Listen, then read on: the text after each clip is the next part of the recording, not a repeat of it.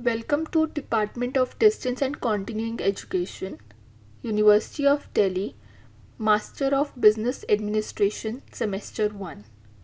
Core Course MBA FT 6106, Human Resource Management. Lesson 6, Performance Management, Systems and Strategies. 6.1, Learning Objectives.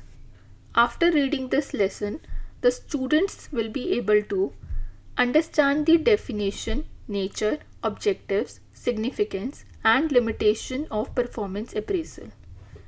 Interpret the comparison between performance appraisal and job appraisal.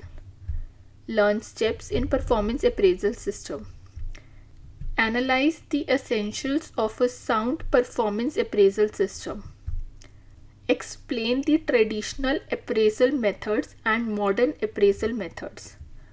Lastly, learn the terms like performance management and potential appraisal. 6.2, Introduction. In the last lesson, we have learned the meaning of job analysis, how to deal with the problem of overstaffing, how to hire the new employees, how to create a fit between the right people and the right job. We have gained knowledge about how the job analyzer analyzes the job,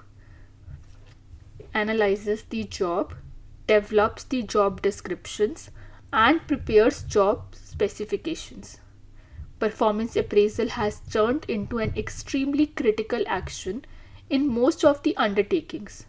It gives information about past, present, and expected performance of the employees, which is supported in taking choices on determination, preparation and improvement, salary raise, promotion, and transfer. 6.3, Concept of performance appraisal.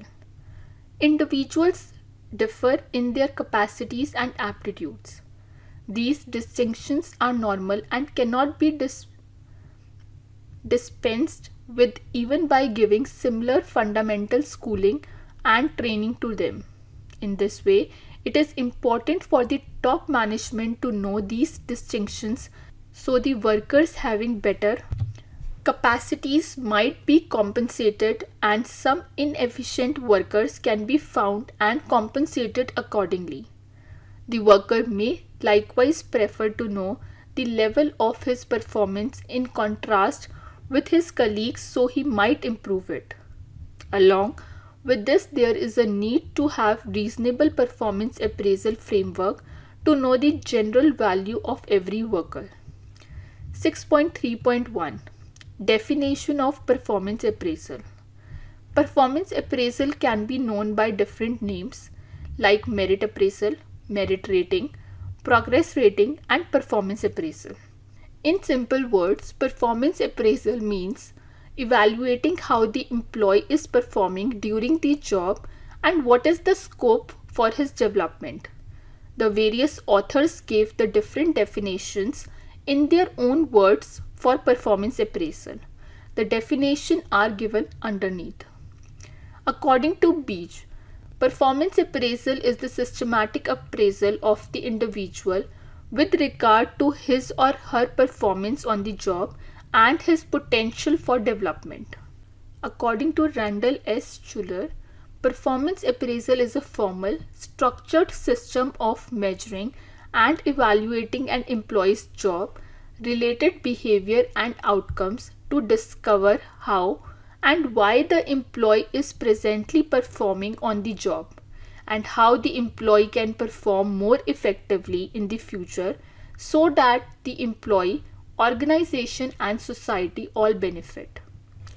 According to Heil, it is the process of evaluating the performance and qualifications of the employees in terms of the requirements of the job for which he is employed for purposes of administration, including placement, selection, and promotions, providing financial rewards and other actions which require differential treatment among the members of a group as distinguished from actions affecting all members equally. According to Dale Yoder, Performance appraisal includes all formal procedures used to evaluate personalities and contributions and potentials of group members in a working organization. It is a continuous process to secure information necessary for making correct and objective decisions on employees. Performance appraisal from employee point of view. A performance appraisal is meant to help employees realize their strengths and shortcomings and receive a compensation accordingly. 6.3.2 Nature of performance appraisal. The primary attributes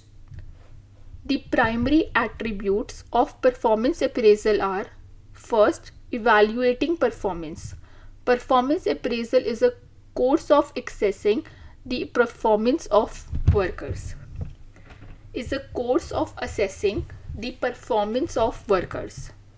Second, gaining knowledge about employees. It is the assessment of a worker's strengths and weaknesses. Third, ongoing and continuous process. It is a progressing or consistent cycle wherein the examinations are done intermittently as per a positive arrangement. Fourth, making decisions. The fundamental reason for performance appraisal is to get data important for going with genuine choices like transfer, promotion, and increment. Basis of appraisals. Appraisals of workers depend on clear-cut criteria. For example, capacity to accomplish the work, quality and amount of result. Relations with bosses, companions, and youngsters. Individual characteristics like reliability, drive, authority, and so on. 6.3.3 Objectives of performance appraisal. The performance appraisal program might be executed to accomplish the accompanying goals. First, determination of wages and incentives. To give a record of every worker's performance to decide wages and motivation pay. Second, suitability of employees' jobs.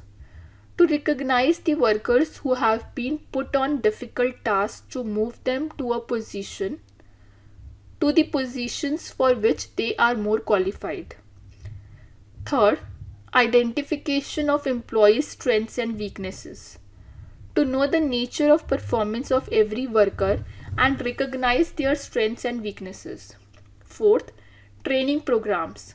To plan training program to improve the nature and quality of work of staff. Fifth, knowing the employee's performance level. To work with the employee to make him realize his performance level and how can he improve on that. Sixth, finding employees with potential for development.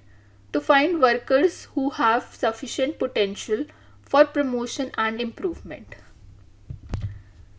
Last, helping in decisions. To act as the premise of workforce choices like transfer and promotion. Examples of performance appraisal objectives. First, business-related objectives. To have an overview regarding work done by employees. Second, to help the managers in allocating workers as per their ability, interest, fitness, and capabilities. Last, to further develop proficiency. Second, communication objectives. First, to know what is generally anticipated of every employee regarding performance and the future tasks. To give criticism to workers with the goal that they come to know where they stand and can further develop their work performance. To give training, guiding, and inspiration to employees. To foster positive, prevalent subordinate relations and accordingly lessen complaints. Organizational objectives. To act as a reason for choices like transfer and promotion. To act as a reason for compensation and pay organization and considering pay increments and argumentations of workers. To act as a reason for arranging reasonable preparation and improvement programs. Fourth, Career development objectives. To evaluate serious areas of strength in the working of the employees and proposing solutions for overcoming weaknesses. To decide professional capability of every worker. To design career related objectives and ways for improving every worker. 6.3.4 Significance or importance or benefits of performance appraisal. The advantages of performance appraisal are as per the following. First, periodic and systematic appraisal. It assists the manager with assessing the performance of his employees. It likewise assists him with allocating that work to people for which they are the most idle. Second, guiding and correcting employees. Rating helps in directing and adjustment of workers. The boss might utilize the consequences of rating with the end goal of helpful directing the employees in the productive presentation of work. Third, recognizing ability of staff. The capacity of the staff is perceived and can be satisfactorily compensated by giving them extra benefits in the form of promotion. Fourth, basis of sound personnel policy. Performance appraisal can be utilized as a premise of sound personnel strategy in connecting to transfer and promotion. If the presentation of an employee is superior to other people, then he can be promoted. But if he is not working up to the yardsticks, then he can be transferred to some other job. Fifth, effectiveness of training programs. Rating can likewise be utilized to assess the adequacy of training programs. Weaknesses of workers are identified by performance appraisal and the training projects can be altered appropriately. Sixth, acts of incentive. Performance examination gives a motivating force to the workers to better their performance in a bid to work on their rating over others. Seventh, preventing grievances and developing confidence among employees. Systematic performance appraisal will reduce the number of complaints and foster a certainty among the workers since they are persuaded of the unprejudiced premise of assessment. 6.3.5 Limitations of performance appraisal. The performance appraisal may not yield the ideal outcomes in light of the accompanying inadequacies. First, selection of wrong factors. If the elements chosen for the appraisal are unessential, the consequences of performance appraisal will not be precise. Second, weightage to different qualities. Different characteristics to be appraised may not be given appropriate weightage in specific cases. Third, differences in personality of employees. Some of the elements are profoundly distinctive, like motivation, personality of the employees, because of which the rating of the performance may not be on the same logical lines. Last, biasness in appraisal. Supervisors frequently don't have the basic capacity in evaluating the presence of their subordinates. Mostly, they are directed by their own feelings and preferences. So the appraisals are probably going to be partial and biased. 6.3.6 Comparison between performance appraisal and job appraisal. On the basis of meaning. Performance appraisal means reviewing the work done by the employees and ranking them accordingly. Whereas job appraisal is assessing the value of a particular job in comparison to the various other jobs in the organization. It considers the value of each job to know the rational pay structure of each job. Second, performance appraisal thinks about the capacities and performance of people, whereas job appraisal is about the necessities of different positions with regards to sets of expectations. Third,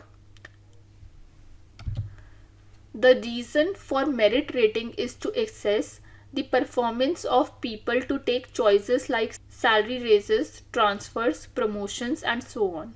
It likewise fills in as a rule for the administration to consider the kind of training which should be provided to the employees. Whereas the motivation behind job appraisal is restricted, that is, to decide the value of the job based on requests made by a specific work on the normal laborer. This helps in fixing wages for various jobs. Fourth, performance appraisal rates the employees and not the occupation, as it is worried about surveying the capacities of the people. It estimates the value of various workers to the association, whereas job appraisal examines the task to decide their general work and fix a pay level that are fair and even-handed. Last, on the basis of policy decision.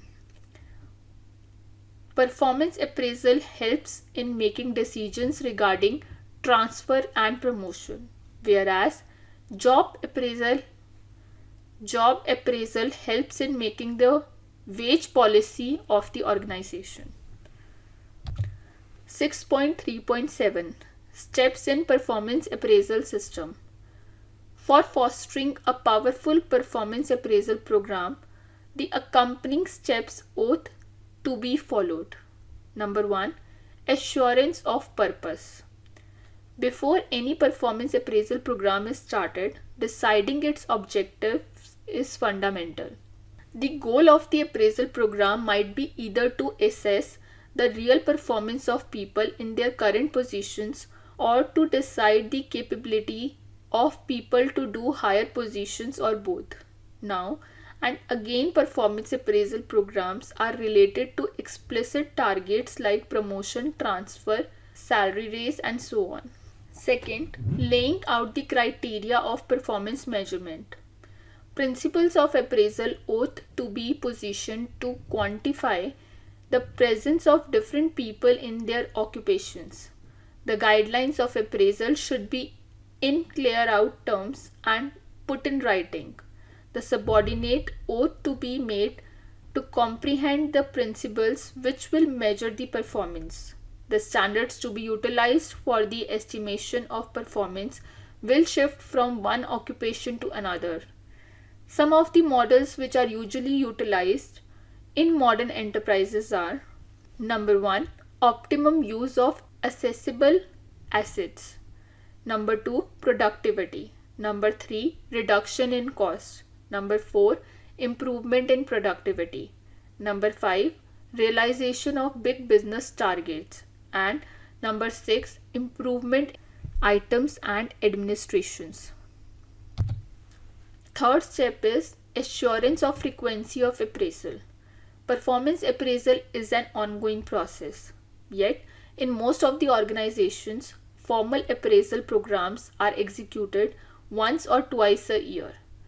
This reoccurrence of appraisals will be not entirely settled by the goals of appraisal and the degree of employees to be assessed. Fourth, choice and training of appraiser. For the most part, the appraiser or the evaluator is the superior of the individual to be assessed because he is generally acquainted with the individual concerned and his work. Yet, there are sure restrictions of appraisal by one individual on the grounds of the critical job of the appraiser. The appraiser might be one-sided towards specific attributes about which he personally does not know. To keep the biasness away, the proper training should be provided to the appraiser. In fact, opinion of two appraisers can be taken to have objective results. Number 5. Planning of appropriate forms. Since the after effects of appraisal are to be utilized for most significant choices like a transfer, promotion, and so on, it is fundamental to track performance appraisal. For this reason, appropriate forms should be prepared for appraising all types of employees. For example, supervisory, administrative, clerical, and managerial and operative. The items in the forms are determined by the purpose of appraisal. 6.3.8 Essentials of a sound performance appraisal system. A sound agreement of performance appraisal should satisfy the accompanying basics. Number 1. Simple and easy to understand. The presentation appraisal framework ought to be easy to work with and straightforward. At the point when the appraisal framework is concerned, employees may not comprehend it completely. Furthermore, may check out the arrangement with doubt. The arrangement ought not to be very tedious. Second, fair and uniform appraisal system. The performance appraisal framework ought to be performance-based, uniform and non-variable, fair, just and even-handed. It ought to be guaranteed that the appraisers tell the truth, judicious and objective in their methodology, judgment and social direction. Number 3. Awareness to the employees about the goals and objectives. The employees ought to be made mindful of the presentation concerning objectives, targets, furthermore, conduct expected of them. Retake. The employees ought to be made mindful of the presentation concerning objectives, targets, furthermore, conduct expected of them, and individual conditions between the appraiser and worker must be created to accomplish common comprehension of the standards of assessment. Fourth, prepared in consultation with subordinates. The appraisal framework ought to be conceived in a conference with the subordinates. This will expand their obligation to the arrangement and their comprehension of anticipated performance. Fifth, considering prevailing practices. The examination framework ought to consider the appraisal works in different units in the business as well as the most recent reasoning on performance appraisal. It ought to fit into the design and tasks of the association. Sixth, creating a reliable appraisal environment. The top administration should establish an environment of dependable examination all through the association. Objective direction, open interchanges, common trust, casual connections, and so forth are the essential components of such an environment. Seventh, designed to achieve specific objectives. The appraisal framework ought to be intended to accomplish explicit targets. The goals of the performance appraisal might be to assess current performance of work and to decide the potential for higher positions. Performance appraisal relates to explicit targets like a salary increase, training, promotion, transfer, etc. The number of elements to be thought of and the information to be gathered ought to be tailor-made to accomplish the goal of the appraiser. Number 8. Appraisers should be selected and trained properly. The appraisers ought to be chosen and prepared appropriately so they have no private predisposition and have the fundamental abilities for the true assessment of workers. In request to objectivity in the examination, an individual might be evaluated by additional people autonomously. 9th, provision of appeals against appraisers. There ought to be an arrangement of requests against appraisals to guarantee certainty of the workers and their affiliations or organizations. The results of appraisal should be discussed so that they might get a potential chance to communicate their sentiments on their progress reports. 6.4 Methods of performance appraisal. There are different strategies for merit rating which might be ordered into traditional techniques and modern methods. The techniques differ in their nature due to some reasons. Firstly, both the techniques differ in the characteristics which will be judged. Second, they are different because who is being evaluated. Example, chiefs, sales representatives, and workers. Thirdly, Difference exists because of the level of accuracy in the assessment. Lastly, they might differ techniques used to acquire weightage for the different attributes. The characteristics which are generally judged in the performance appraisal techniques are: number 1, knowledge of work; number 2, ability to accomplish the work; number 3, quality and amount of result; number 4, personal characteristics like consistency, versatility, motive, etc. Fifth, special characteristics like certainty, administration, etc. 6.4.1 Traditional appraisal methods. Traditional methods are exceptionally old methods of performance appraisal. They are based on the methods of appraisal which are followed since years.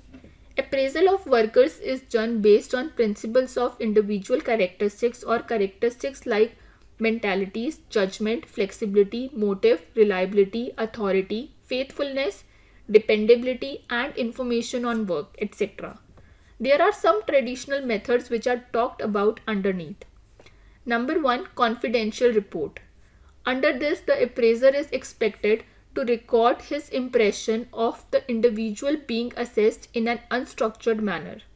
In any case, in certain organizations, remarks are expected to be gathered under unambiguous headings like nature of occupation, performance, reasons for explicit work ways of behaving, character attributes, and promotion needs. This framework is exceptionally abstract and has its legitimacy in its effortlessness, and is still being used particularly in general society areas and government offices. Majorly, there is no standard format for the confidential report. It relates to the performance, capacity, and working of employee during the earlier year.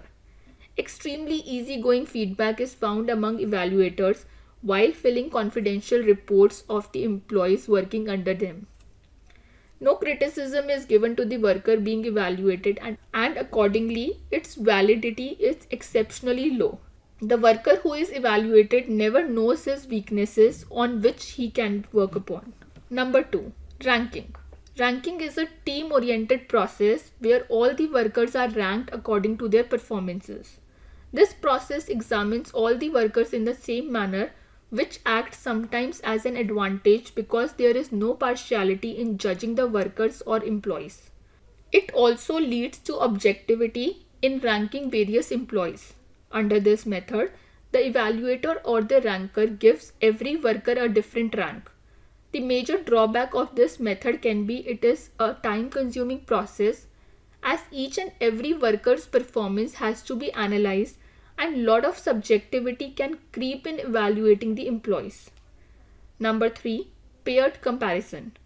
Paired comparison is an improvement over simple ranking method. Under this, each worker is contrasted with other worker to figure out which is better in his work. The evaluator is furnished with booklets containing 2 names on each page. Clearly, the number of rank requests would be n-1 divided by 2, where n is the total number of people to be thought about. Along with it, each employee is contrasted and each other worker in a similar work family. Number 4, forced distribution. A few evaluators experience the poor effects of a consistent mistake, that is, they either rate all employees as incredible, normal, or poor. The forced distribution system is perceived to compel the evaluator to fit the workers being evaluated into pre-decided scopes of scale. It enjoys an upper hand over the matched performance appraisal in that at least 2 workers can be given equivalent appraisals. This framework depends on the assumption that workers can be isolated into 5-point scale of outstanding, above average, average, below average, and poor. In this framework, the appraiser is approached to disperse the employees into these classifications so that 10% of the men are in group outstanding, 20% above average, 40% average, 20% below average, and 10% poor. This strategy clearly gives the chance of judgment with respect to managers. Other than this, the framework is straightforward and direct. The goal of this method is to look out performance as an ordinary activity. Commonly, this strategy is not found in groups, especially when the group is small. Fifth, graphic rating scale. Under this strategy, scales are laid out for various explicit elements and characteristics. 5 degrees are laid out for each variable, and general definitions show up at focuses along the scale. For the most part, the evaluator is provided with a printed structure, one for every individual to be evaluated. The choice of factors to be evaluated on rating scale is a significant point under this framework. These are of two kinds. Number 1, qualities like motivation and reliability. Number 2, commitments like the amount and nature of work. Since specific regions of occupation performance cannot be impartially estimated, all things considered, a realistic scale will proceed to utilize a combination of the two qualities and commitments. Graphic rating scale forces a significant weight upon the superior. He should report and assess the presentation of his subordinates on scales including upward of 5 degrees or maybe 10 distinct variables. The primary downside of this framework is that the evaluator might be one-sided. Especially, he is approached to give an illustration of the employee's way of behaving that justifies the appointed rating. Under this method, appraisals will generally group on the high side under this framework. A supervisor might generally rate his subordinates high to keep them away from analysis. The benefits or the advantages of this method can be that graphic rating technique is straightforward and simple to utilize. It allows the statistical tabulation of scores in terms of measures of central tendency, skewness, and dispersion. It allows a ready comparison of scores among workers. The scores apparently tell the merit and worth of each person. Following image shows the example of graphic rating scale. Number 6. Checklist appraisal. Different statements are prepared in such a way that they portray different sorts of conduct of a person in a specific occupation. Every statement is joined to a scale value. During the hour of rating the workers, the supervisor simply remembers and checks all statements. After all the values are attached to the singular qualities. Furthermore, an appraisal up to this level is assembled on the rating sheet. Then the average is calculated and employees evaluated. The weighted checklist ought to be ready by the people completely familiar with the job and acquainted with planning. When this process is finished, appraisals are put on separate cards for future reference. Number 7. Critical incident. A critical incident means when an employee exceeds or fails any requirement of his job. It addresses an exceptional way of behaving of an employee at work. Some example can be: Number 1. Resisted the implementation of change. Number 2. Became upset about work. Number 3. Refused to help colleague. Number 4. Suggested an improvement in the work technique. Number 5. Tried to get an individual specialist to acknowledge the administration's choice. Last, acknowledging new thoughts. This strategy requires each manager to keep all such critical incidents in each employee's way of behaving which demonstrate powerful or effective activity and those which show the insufficient or unfortunate way of behaving. These are kept in an extraordinarily planned notepad which contains classifications for qualities under which different ways of behaving can be recorded. Instances of such sort of occupation Prerequisites for employees are judgmental, learning skills, efficiency, precision of work, obligation, and motive. Day to day recording of these things is by all accounts fundamental because any other way the boss might fail to remember the incidents with his subordinates. The primary issue with this strategy is that the extraordinary incident occurs so rarely that singular examination may not differ. It has been seen that often the workers have neither positive nor negative occurrences. In cases where the basic occasion does not occur, rating an employee will be troublesome. Additionally, it might be hard for a manager to conclude what is a basic or excellent incident. Here again, the human choice might show up in recording the basic incident. The limitations of the critical incident method are as per the following. Number 1. Outstanding occurrences may not occur consistently. Number 2. Negative occurrences are for the most part more observable than positive ones. Number 3. The manager may not record an incident right away and fail to remember it later. Number 4. It might likewise be extremely challenging for a manager to conclude whether an incident is basic or on the other hand not. Fifth, this strategy requires close oversight which may not be liked by the employees. Number 7. Essay method. Under the essay method, the superior composes a report about the worker which depends on his appraisal of the worker's performance. The superior constantly observes the subordinate and composes his appraisal in the report. While setting up a paper on the worker, the evaluator by and large thinks about the accompanying variables. Number 1. Job information and capability of the employee. Number 2. Employees' qualities and mentalities.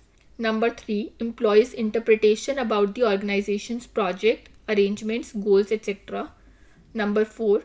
Employee relations with youngsters, colleagues and managers. Number 5. Development needs of the employee. Essay appraisal is a non-quantitative method of examination. It gives a fair plan of data about the employee being assessed. Essay appraisal might experience the side effects of individual and human predisposition in view of likings or on the other hand disliking of the manager. An appraiser will most likely be unable to communicate his judgment in proper words and it will restrict the utility of examination reports. Number 8. Group appraisal. Under the group appraisal technique, the workers are evaluated by an appraisal group comprising their supervisor and 3 or 4 different people who have some information on their representation. The gathering then at that point examines the guidelines of performance for that work, the real performance of the worker, and the reasons for their specific degree of performance and gives ideas for future enhancements if any. This technique is without any trace of partiality since appraisal is done by multiple judges. Besides, it is an extremely thorough and basic strategy. The main disadvantage is that this technique is tedious. Number 9. Field review method. Under this strategy, the supervisors are consulted by a specialist from the HR or staff division. The specialist questions the manager to acquire all the appropriate data on every worker and takes notes in his journal. Consequently, there is no evaluating structure with variables where appraisals are required. The specialists are generally grouped into 3 classifications: remarkable, agreeable, and unacceptable. The evaluator questions the supervisor about the prerequisites of each work in his unit and about the performance of each man in his work. He tests to know how the employees are working and how can his performance be improved. The supervisor is expected to offer his perspective about the promotion of his subordinates, the level of the performance of each subordinate, his weaknesses, valid statements, capacity, promotability, and the potential game plans in cases requiring further thought. The questions are asked and responded to verbally. The progress of the field survey strategy relies on the capability of the questionnaire. If he knows his work, he can contribute essentially to precise examinations. If he knows his work, he can contribute essentially to precise examinations. The field audit technique lets the supervisors free from the tedious work of filling in examination structures. Superficial judgment can be eliminated. Criticism of traditional methods.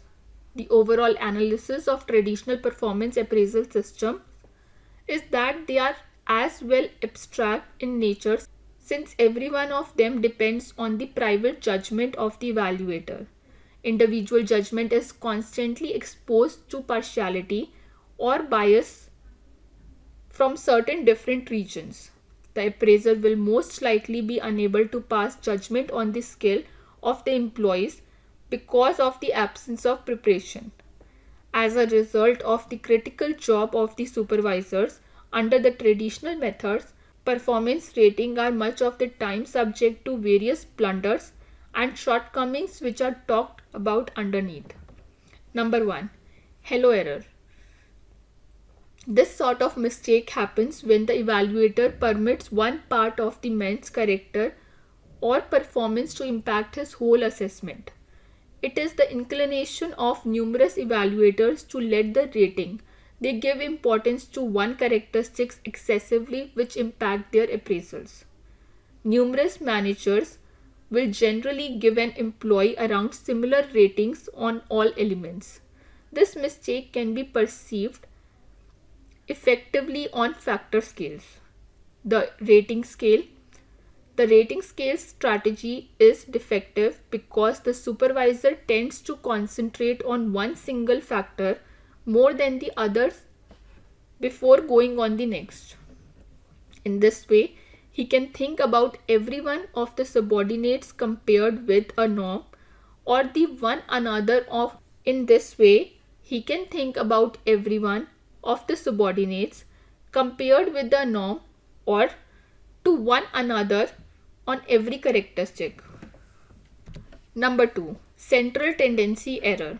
This blunder happens when the evaluator is uncertain about the subordinates or has lacking data about them or is concentrating on the rating process. Because of these reasons, by and large, the evaluators are hesitant to rate individuals at the external closures of the scale. The evaluator realizes that he needs to assess his subordinates at intermittent spans. If the evaluator is new to the system or does not have adequate knowledge regarding the system in the organization, it would be difficult for him to evaluate the subordinates. Number 3. Leniency or strictness error. Managers tend to be simple evaluators. What is more, others tend to be strict in their appraisals. Tolerant or simple evaluators allot reliably high qualities or scores to their subordinates and serve or tolerant or simple evaluators allot reliably high qualities or scores to their subordinates. And severe or strict evaluators give reliably low appraisals. Both the patterns can emerge from changing guidelines of performance among managers and structure various understandings of what they see in worker performance. This mistake can be somewhat overwhelmed by teaching the supervisors and arranging meetings between them with the goal that they might reach settlement on exactly what they anticipate from their subordinates. Number 4, recent behavior bias. Often some evaluators assess people based on their performance in the new couple of weeks. A normal consistent way of behaving is not checked. Some workers monitoring this inclination show improved results when they feel that they are being noticed and the report of their presentation is to be arranged soon. 6.4.2 Modern appraisal methods. There are some important methods of appraisal which the modern organizations use. Some of them are managing by objectives, behaviorally anchored rating scale, 360-degree appraisal. All these methods are explained underneath. Number 1. Managing by objectives. MBO. Concept of managing by objectives.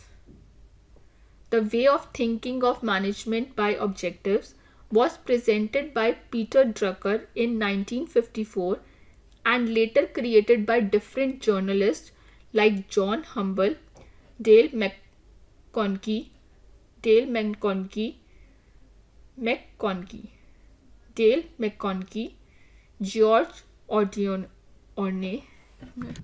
George Odione, Edward Schley, and Douglas McGregor, noticing that even many is critical years before 1954. Goals were underscored by traditional administration authors like Fayol, Urwick, and Barnard. John Humble defined overseeing by targets as a powerful framework that coordinates the organization's need to accomplish its objectives for benefit and development with the administrator's need to contribute furthermore. Foster himself. Odione likewise focused on that MBO isn't simply a group of rules, a progression of techniques, or even a set of strategy for making do. However, it is a perspective about administration. Features of managing by objectives. The wide attributes of MBO are as per the following. Number 1. Operational technique. The management by objectives is a practical technique. The objectives must be set in quantifiable or quantitative terms. As Drucker puts it, objectives should be functional and they should be equipped for being changed over into explicit targets and explicit tasks. They should be fit for turning into the premise as well as the inspiration for work and accomplishment. Number 2. Comprehensive technique. MBO addresses an extensive instrument of management. It is not just a tool of human resource management, but an overall management technique for realizing the various objectives of the organization. Number 3. Participative management. MBO underlines a participative way to deal with the management. The goals are set with the help of subordinates. MBO isn't just an agreement, yet the creation of objectives and their performance working together. 4th, result oriented. MBO is performance arranged. That is the reason its other name is management by results. This approach focuses on ends instead of means and is demonstrative as opposed to correctional in character. The presentation of an individual or unit is assessed as per the outcomes required. 5th, concentration on key result areas. The focus in MBO is on performance improvement in the areas which are of basic significance to the association overall. By distinguishing proof of key outcome regions, MBO guarantees that due consideration is given to the need regions which are significant for good performance and development of the association. Number 6, system approach. MBO tries to coordinate the person with the organization and also the association with its current circumstance. It looks to guarantee the achievement of both individual and undertaking objectives by making objective consistency. Benefits of managing by objectives. The important advantages of MBO as per the following. Number 1. Better planning.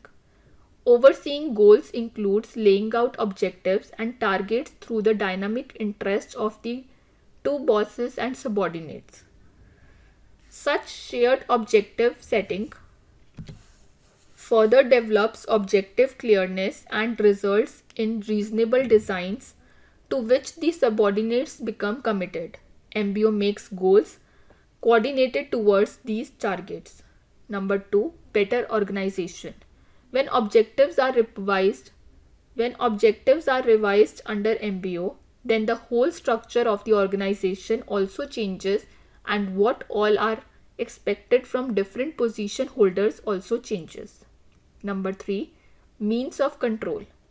MBO fills in for control. There is a sense of control in the organization which helps in fulfilling the goals of the organization. Number 4. Higher productivity.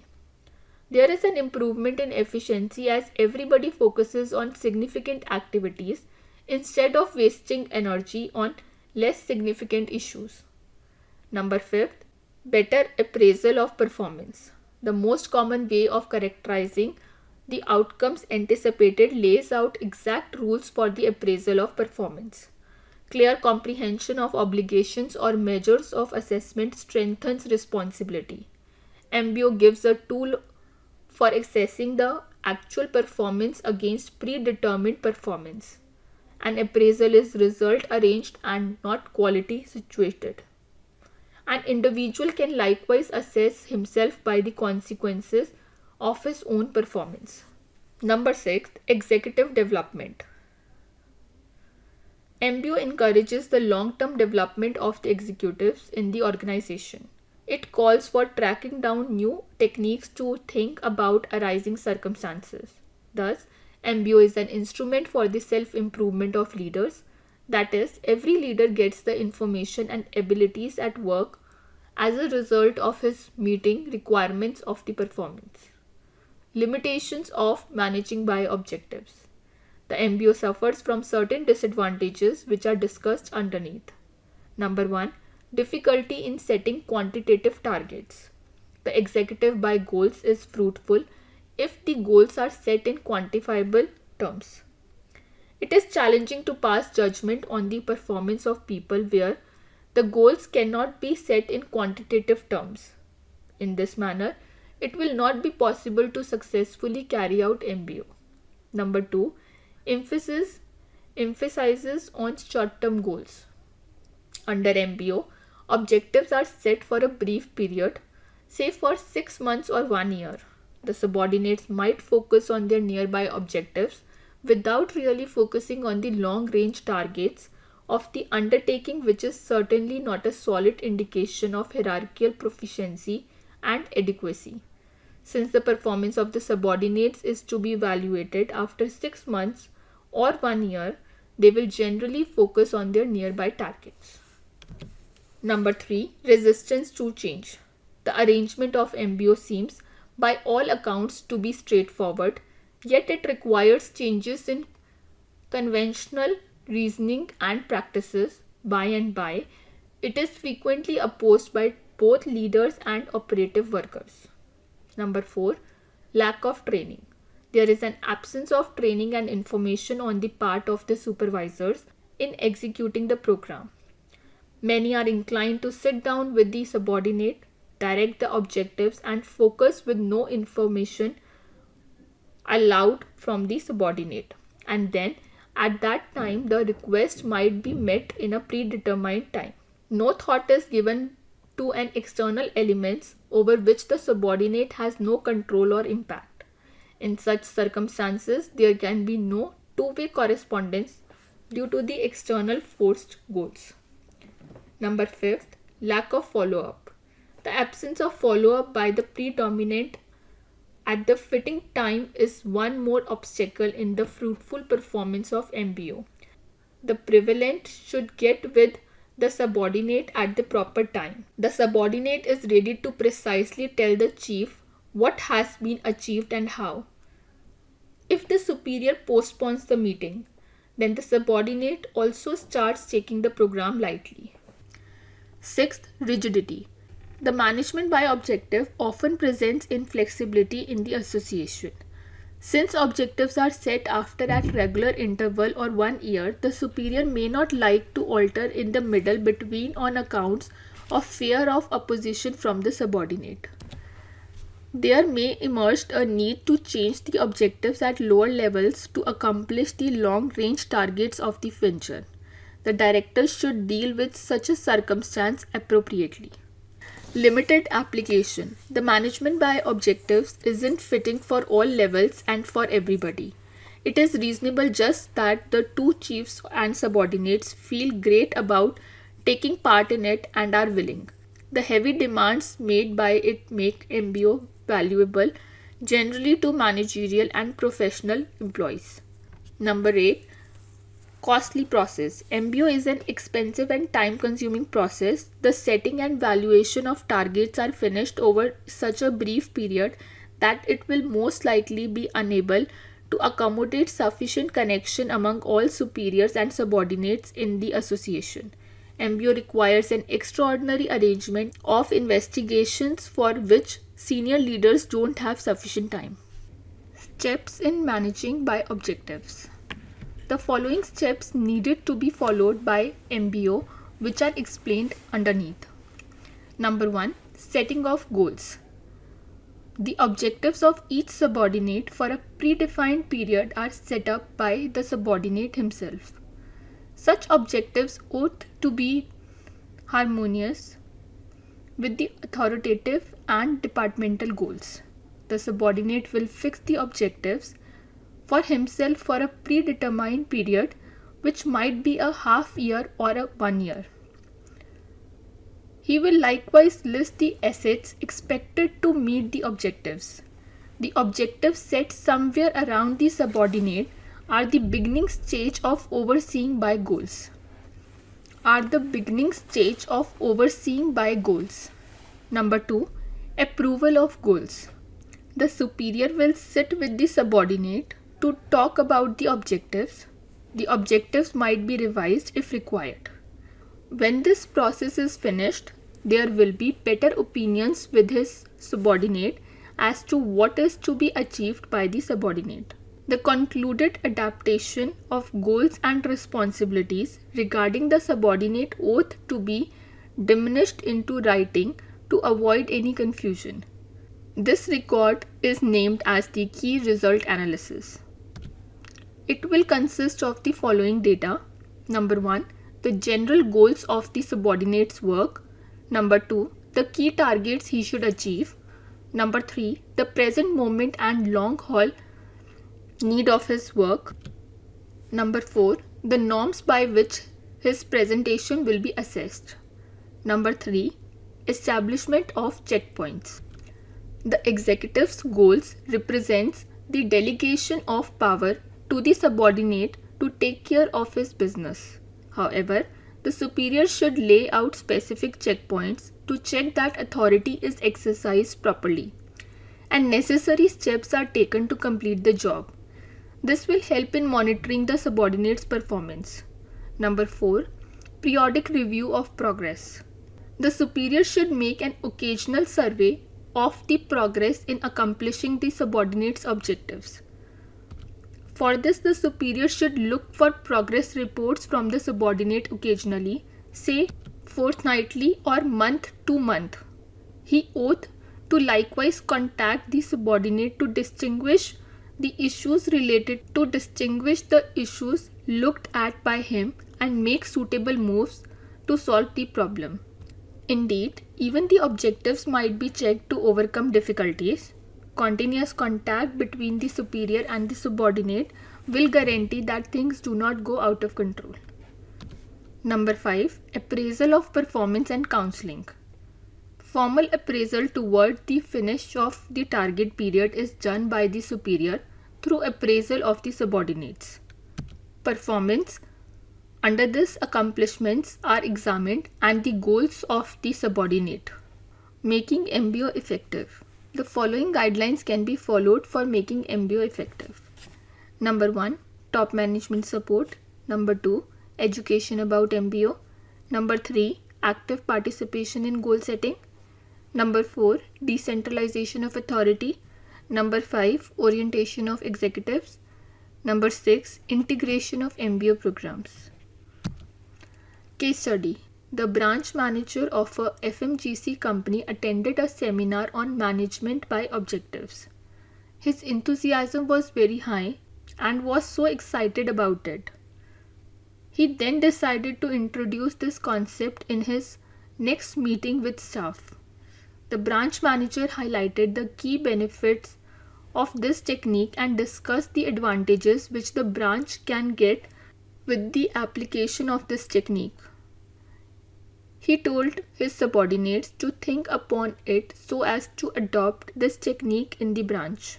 However, introducing a whole new concept was not easy, and it led to many objections and queries like, are the goals of the branch for the next year assigned by the chairman? So there was no list of the expectations from the branch manager regarding this concept yet, but he himself made this list of goals and objectives which the branch will thrive to achieve in the future. When these goals were achieved, the executives were so impressed with the branch manager that he made such clear objectives and also achieved them with assurance. They were so impressed with his hard work and sincerity towards his branch. Now he wanted every department to make his own goals and objectives which are verifiable and clear. Questions. Can the branch manager develop verifiable objectives when they have not been assigned to him by the chairman? How? 2. Do you justify the branch manager's approach is setting goals? Give reasons for your answer. B. Behaviorally anchored rating scale. BARS is intended to evaluate the performance of employee on the predetermined statements. Performance is assessed by asking the evaluator to record explicit observable work of behaving of an employee and afterward to contrast these perceptions as a behaviorally anchored rating scale. Subsequently, the supervisor is in a situation to look at the employee's real way of behaving with the way of behaving that has not been said to be successful. The behaviorally anchored rating scale moves towards consolidating components of the traditional rating scales and critical incident method. Utilizing BARS, work-aways of behaving from basic incidents, successful and inadequate ways of behaving are depicted more equitably. This strategy utilizes people who know all about a specific task to recognize its major parts. They are approached to rank and approve explicit ways of behaving for each of the parts.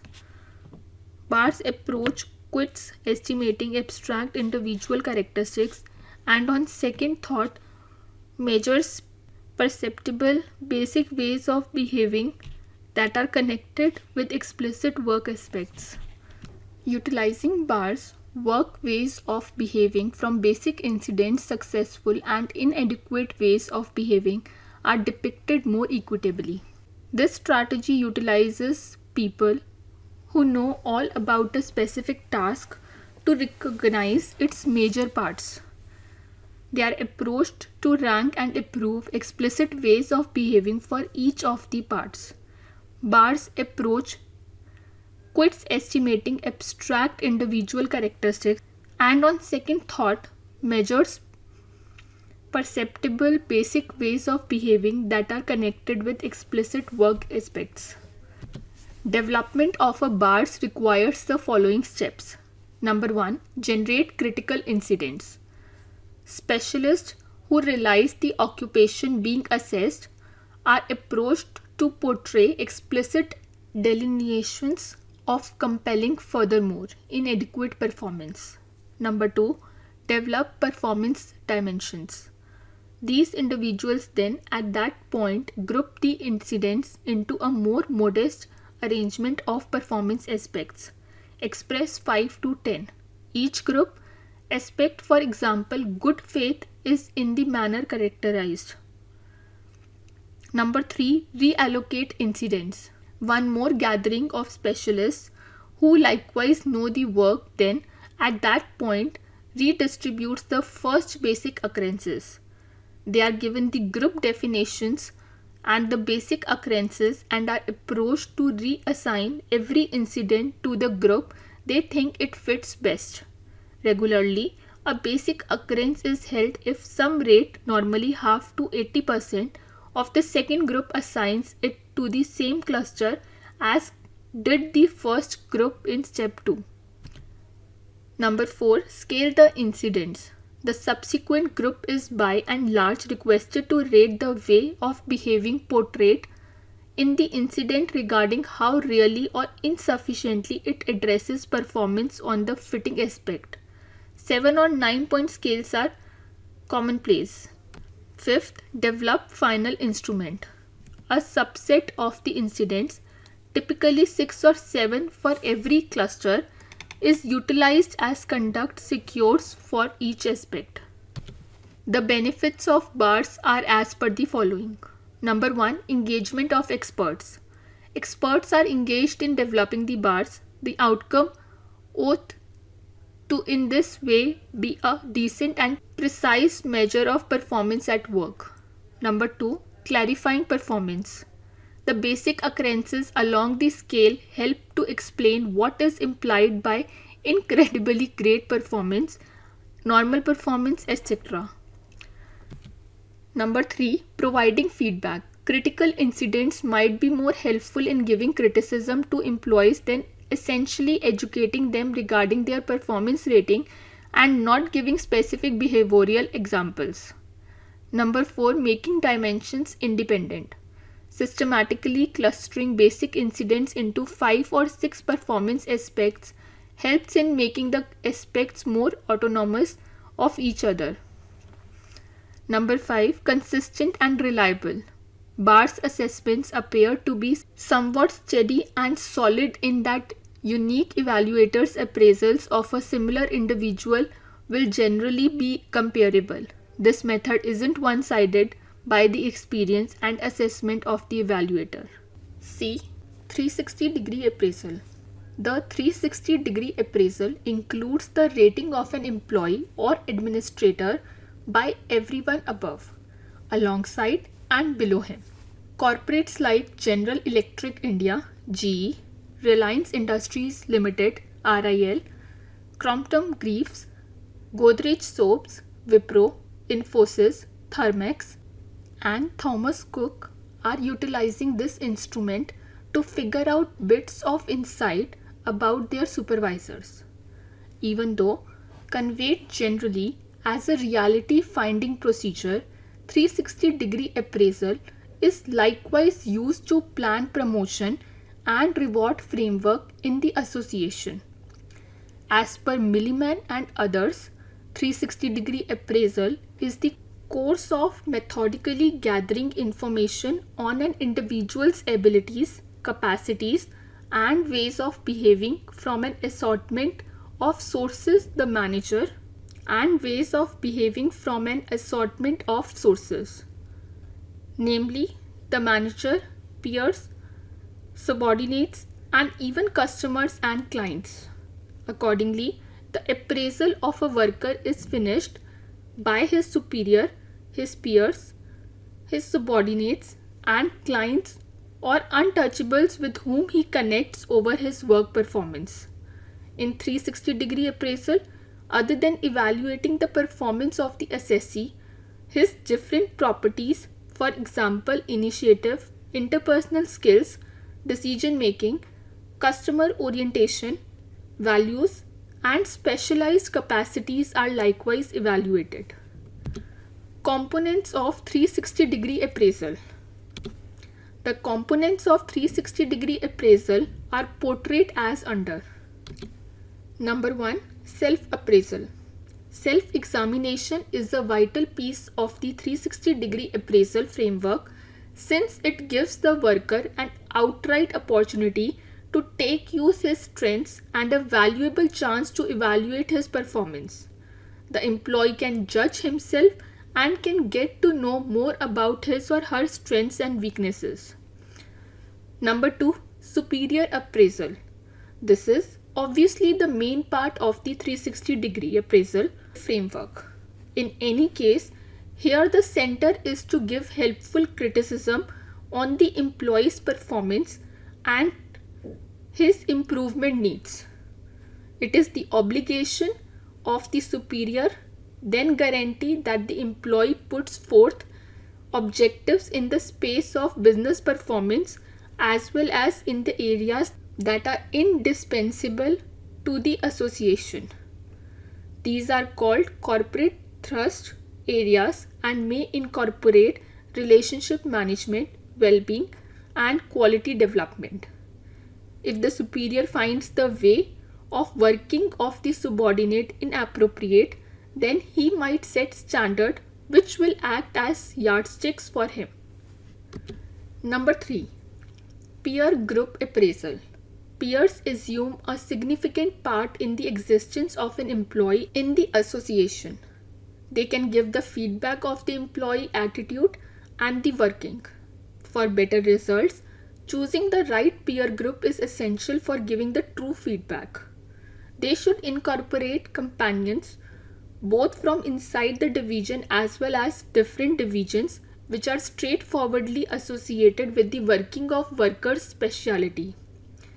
The idea of interior clients comes conveniently here. 3 to 5 interior clients ought to regularly be picked for peer appraisal. Peer examination should try to get feedback on A. Employee's functioning style, B. Awareness towards others, C. Spirit of co-activity and joint effort, D. Capacity to function as a colleague. Number 4, subordinates appraisal. The most particular component of the 360-degree appraisal is the job of subordinates in appraisal. It implies two things. It first and foremost is a clear expression from the association that it empowers transparency and that input is a two-way process. Furthermore, it is a foundational acknowledgement of the way that our workers, subordinates, truly do play a crucial job in his appraisal.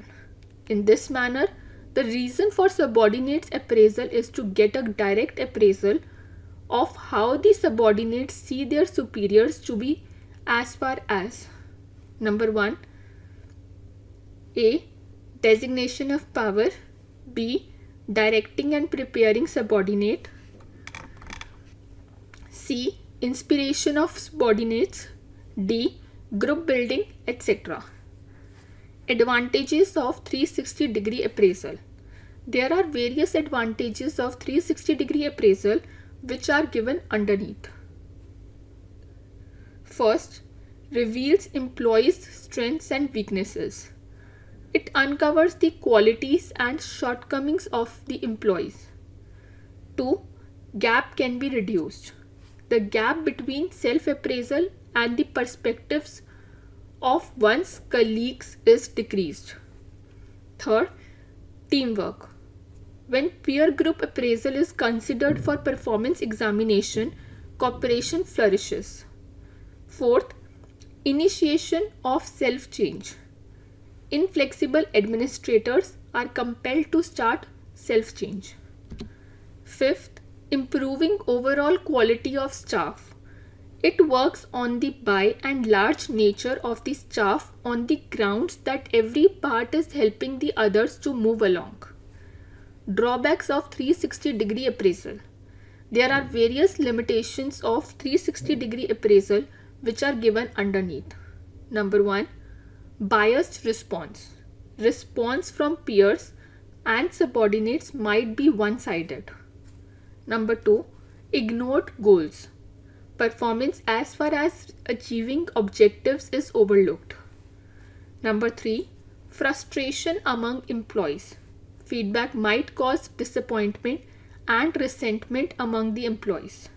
Number 4, time-consuming process. 360-degree examination is a complex and tedious appraisal procedure. Example of performance appraisal types. Example of performance appraisal types need to be deleted from the audio. Following table represents the advantages and disadvantages of various performance appraisal methods. Number 1. Graphing rating scale. Advantages. It is inexpensive to develop, easily understood by employees and managers. But when we talk about disadvantages, it includes a lot of subjectivity and it could be difficult to use in making compensation and promotion decisions. Second method, essay. When we talk about its advantages, it can be easily 6.5 performance management and potential appraisal. 6.5.1 performance management. Performance management is a tool that incorporates recognizing and focusing on objectives, characterizing what is progress towards objectives, setting norms for estimating results, following promotion towards objectives, trading criticism among organizational parts, routinely evaluating progress, supporting viable objectives, arranged exercises, and intervening to make upgrades when required. Performance management has other implications than performance appraisal, which gives input about employees' job performance. Other than getting input, performance management also incorporates performance interviews, archiving of performance data, and use of appraisal data. These components have been talked about underneath. Number 1. Getting feedback. It includes an orderly assortment of workers' performance, information concerning the amount of result, nature of the result, the practicality of result, helpfulness, etc. Such information should be gathered formally. It tends to be incorporated from performance reports documented by the employee and his boss, and furthermore, reports of value auditors. Second, performance appraisal interview. A sound appraisal framework ought to incorporate the post-appraisal interview. In this meeting, criticism on performance is given to the employee. The evaluator makes sense of his appraisals of the worker and the characteristics he has taken into thought for appraisal. The meeting likewise gives an open door to the employee to make sense of his perspectives about performance guidelines, rating scales, appraisals, the variables hindering his performance, and so on. The evaluator can give direction, training, and ideas to the worker for working on his performance. The evaluator can give direction, training, and ideas to the worker for working on his performance. The post-appraisal interview is intended to accomplish the accompanying goals. A. To tell the employee where he stands. B. To assist the worker with going about his business by explaining what is generally anticipated of him. C. To give an open door to the worker to remark upon his appraisal. D. To strengthen prevalent subordinate connections. E. To trade significant data for vocation promotion. And F. To advise the worker of additional turn of events. Appraisal interviews can be of the following types. First, tell and sell interview. The motivations behind this interview are A. To let the employee realize how well he is going. B. To acquire workers' acknowledgement of the assessment and to draw up an arrangement of progress for him. It depends on the understanding that workers have few deficiencies, yet they should be persuaded about these inadequacies, the evaluator appraisal, and ideas for development. The questionnaire requires tolerance, understanding furthermore, and the capacity to persuade the employee about his assessment and ensuing medicinal measures without utilizing his positional power. This sort of interview is fitting for youthful and new workers who are unpracticed, unreliable, and need the counsel of the unrivaled. The predominant can deserve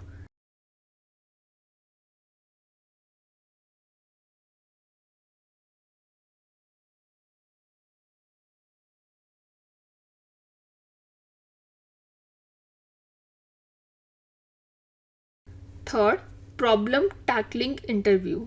In this meeting, the point isn't appraisal but improvement of an employee.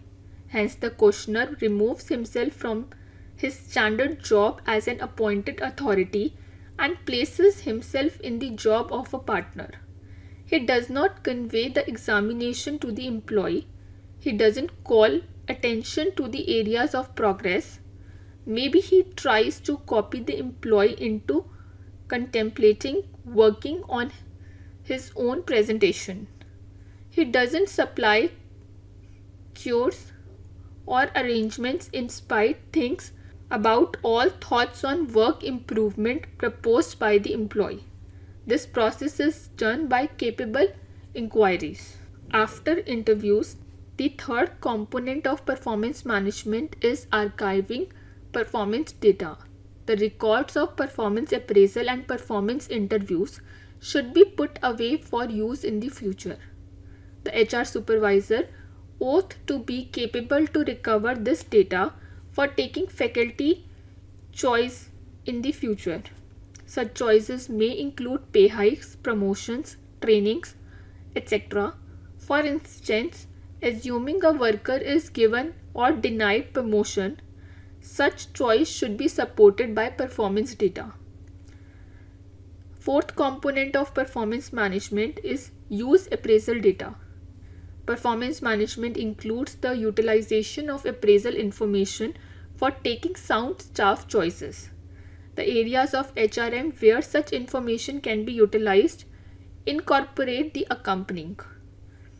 First, validation of selection strategy. Second, training and improvement programs. Third, transfer and layoff choices. Fourth, promotional choices. Fifth, compensation organization. Example, the choice about stoppage or yearly increment or giving development increases. Last, taking care of grievances. 6.5.2 Potential appraisal. For the most part, individuals acquire promotions based on their past performance. The previous performance is viewed as a decent mark of future work achievement. It would be ideal for this to be valid if the jobs are comparable.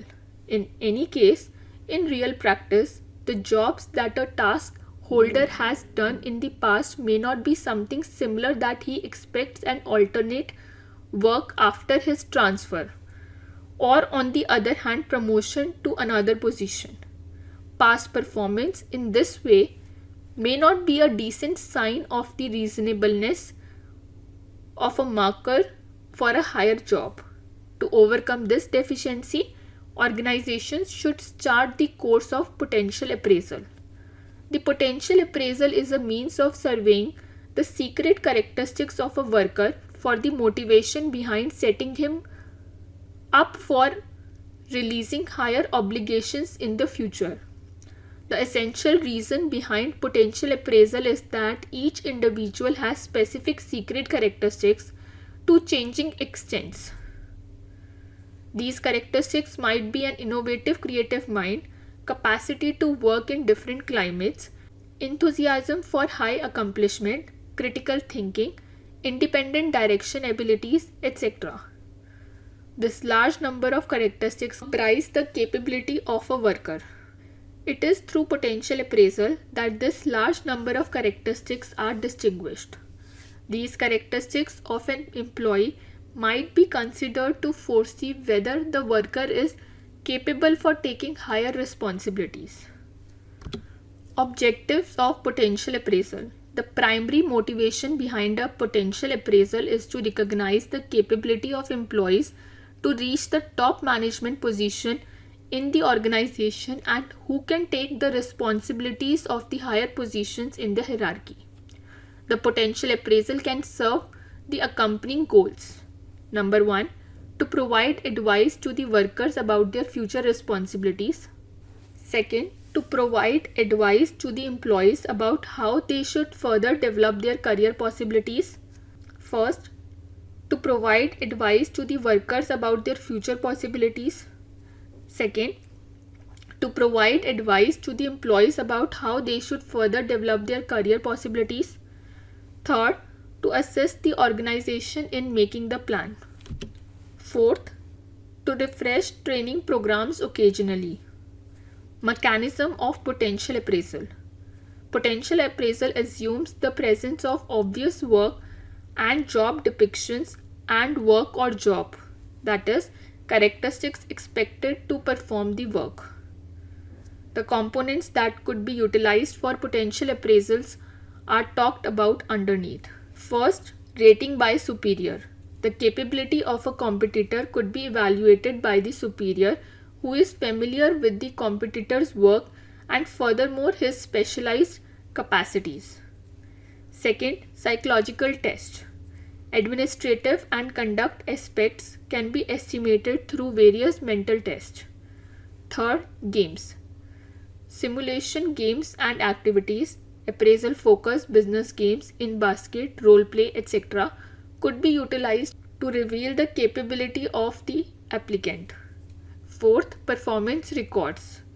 Performance records and appraisals of the applicant on his past positions could be inspected cautiously on different aspects like drive, imagination, risk-taking capacity and so on, which could assume a key part in releasing his obligations in a new position. Benefits of potential appraisal. Potential appraisal is being utilized by enormous business firms as it offers the accompanying advantages. Number 1, identification and grooming of candidates. The firm can distinguish and prepare possibilities for promotion to higher situations in the future.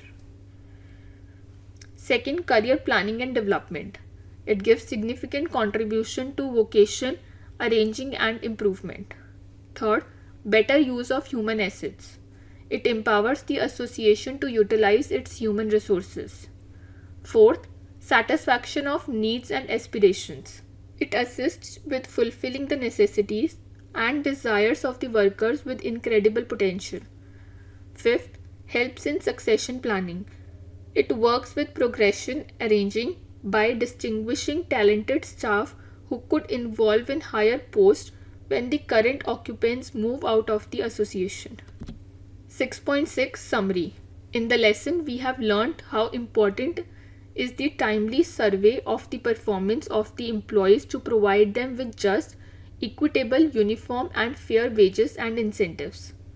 The regular survey of the employee's job also contributed widely to the growth of the organization.